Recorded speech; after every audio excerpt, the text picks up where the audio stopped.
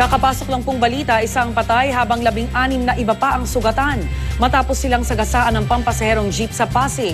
May live report si Haji Rieta. Haji.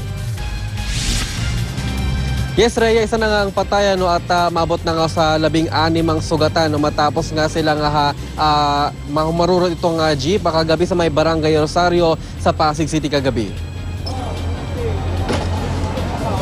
Sa lugar na ito malapit isang karindere na nag-aabang ang empleyado ng isang pabrika sa Pasig City kagabi. Walang ano-ano, bigla na lamang daw inararo ng isang pampaserong jeep ang hilera ng mga tao. Sa tindi ng pag-araro ng jeep, ang ilan sa biktima tumilapon pa. Ayon sa mga saksi, bigla na lang daw sumulpot ang jeep sa kalsada. After 3 minutes, biglang may gumalabog na malakas. So nagulat kami, sinilip namin, nakita na namin yung mga tao sa dyan. Nakaano na, yung isa, yung paa niya halos nasa leeg na eh. Tapos sinilip namin yung jeep, kaya lang hindi lang kami sigurado sa plate number kasi bumuelta pa siyang pagano'n, pabalik eh. Ang karindere nga ni Aling Laijikaw Pivo, nadamay rin at halos bumigay ang bubungan. Maraming nadisgrasya lalo kasi nanonood sila ng TV. Doon sila lahat nakaharap sa TV. So nung time na sinara namin bintana, nagtayuan na sila. Nagpuntahan na dito kaya siguro yun, nandun maraming nadisgrasya. Kwento ng mga saksi, napakabilis doon ang pangyayari. Yung jeep ay galing sa bahaging ito at dumire-diretso nga dito. Natamaan yung posting nakatayo dito dahilan kung bakit halos bumigay itong bahaging ito ng bubong ng isang kainan. At marami raw mga nakatayo sa bahaging ito na mga empleyado at sila nga yung nahagip ng pagharurot ng isang jeepney.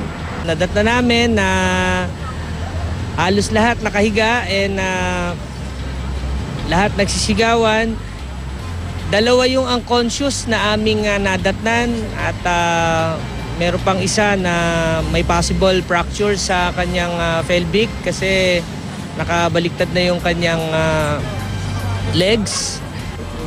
Isa sa mga sugatan si Rodel Rimando, nagtamo siya ng gasgas sa iba't ibang bahagi ng katawan. Sobrang bilis po ng pangyayari kasi umuulan po. Tapos yung jeep mabilis yung takbo. And dami po nakatambi sa labas. Siguro po na ano po yung preno niya. Tapos biglang tumama sa amin yung pinakaputan ng jeep. Niragasa po niya yung mga tindahan doon. Marami pong mga nakatambi doon na mga tao. Pero ang isa nilang kasamahan, di na umabot ng buhay sa ospital. Agad namang nahulang driver ng jeep na tinangkapang tumakas matapos ang aksidente. Nawalan daw siya ng kontrol. Posible siyang maharap sa reklamong reckless imprudence resulting in multiple injury.